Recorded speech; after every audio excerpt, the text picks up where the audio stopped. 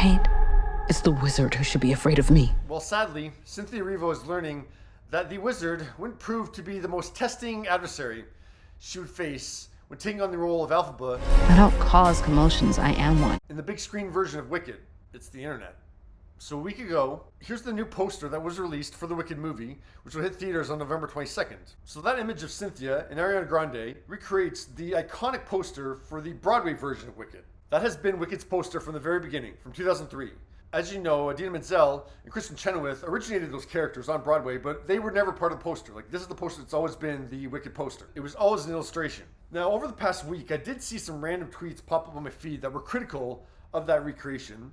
I just remember the one tweet complaining that Ariana's hand was too low. I think they said about Cynthia that she didn't have enough of a smirk on her face. Today, the Instagram account Wicked Mexico Fans posted this altered image of the poster. The caption simply said, I'm going to butcher this, but Malvadas, which is Spanish for evil. And they tagged both Cynthia and Ariana.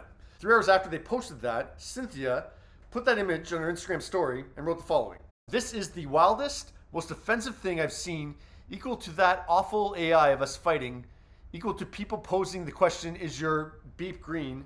None of this is funny, none of it is cute. It degrades me, it degrades us. The original poster is an illustration.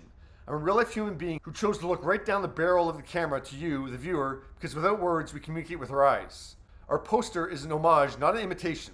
To edit my face and hide my eyes is to erase me, and that is just deeply hurtful. 4 hours after Cynthia's post, the Wicked Mexico Fans Instagram account wrote on their story, hello, I hope you're having a good day.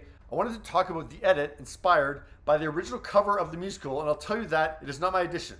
I found it on Twitter, but I still liked how they did this. It's cute. I'm not belittling the original poster or Cynthia. She is a cute and talented person. So if this gave you a hard time, this is just a fan edit. So even without that, explanation from the Wicked Mexico Fans, I felt bad for Cynthia that she chose to have that reaction and link it to that post. What Cynthia is saying is completely justified.